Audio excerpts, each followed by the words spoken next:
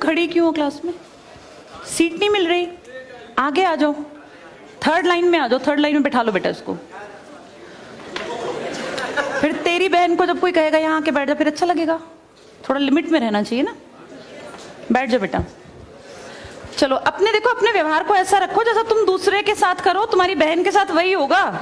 यहाँ नहीं, जहां वो कॉलेज में जाएगी वहां होगा, बस में होगा, ऑटो में होगा। समाज सबसे मिलके बनता है। तुम घटिया हो ना किसी के लिए, तो तुम्हारी बहन के लिए 100% कोई ना कोई घटिया। भगवान जो है कर्मा रिटर्न्स बैक है, ये सीधी थ्योरी है ये। और ये मैं अपने लिए भी मानती हूँ, मैं अपनी बेटी के लिए भी मानती हूँ। मैं जैसा कर रही हूँ ऐसा ही मेरे साथ होगा, या मेरे घर वालों के साथ। तुम जैसा कर रहे हो ऐसा तुम्हारे भाई बहनों के साथ होगा ही होगा।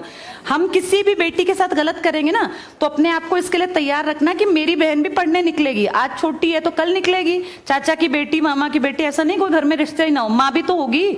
जैसा तुम कर रहे हो ऐसा तुम्हारी माँ के साथ जरूर घटित हुआ होगा। अब तुम कर रहे हो। बड़े अच्छे कई एड्स हैं, उसमें एक जवान लड़का ना सीटी बजा रहा होता है, तो उसकी माँ, देखा तुम लोगों ने वो, उसकी माँ कहती है बेटा मत कर। तुम्हारी उम्र का था वो लड़का, उसकी माँ लगा लो मेरी एज की मुझसे 2-4 साल बड़ी होगी, क्योंकि जो बच्चे 20 के हैं उनके माँ 40-45, उनकी माँ 45 साल तक की होती हैं।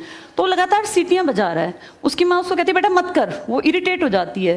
तो फील करता है कि मेरी माँ ऐसा क्यों, मतलब क्यों चिढ़ रही है सीटी बजाने से, घर में बैठ के बजा रहा था सीटी।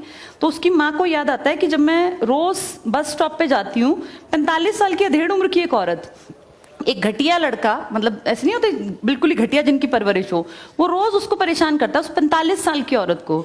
तो उसको फिर फील होता है कि ये मेरा बेटा जो हरकत कर रहा है ये उस लड़के से मेल खाती है। बहुत अच्छा ऐड है, उसका एसेंस बहुत अच्छा निकल के आता है कि एक्सप्लॉयटेशन सिर्फ जवान लड़कियों का नहीं होता। आप गलत कर रहे हो ना, कोई आपकी माँ के साथ, आपकी बहन के साथ कहीं ना कहीं कोई गलत करेगा फिर। इसलिए समाज को अच्छा बनाओ, क्लास को ऐसा बनाओ, कोई लड़की वहां से अगर आ रही है और तुम कह रहे हो यहाँ आ जा, तो ये ठीक है। ये अपने आप सोच के देखो, ये हमारी परवरिश को भी दिखाता है कि हमारी परवरिश कैसी माँ ने की है।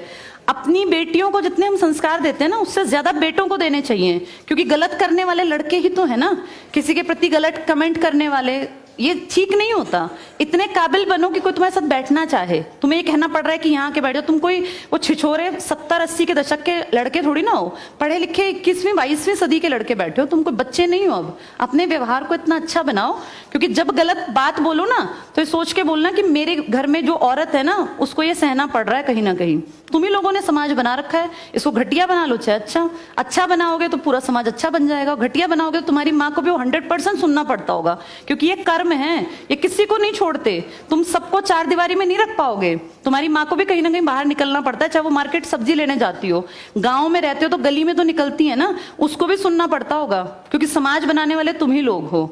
तो ये ध्यान रखो सबको कि भाई किसी को हमारे किसी भी कमेंट से बुरा ना लगे, और इनको अलग मत समझो। जैसे तुम्हारी बहनें ऐसी ये हैं, पसंद आना कोई अलग बात होती है, पर व्यवहार अच्छा रखना चाहिए। तुम्हारी परवरिश अच्छी माने की है, कम से कम ये दिखा के चलना।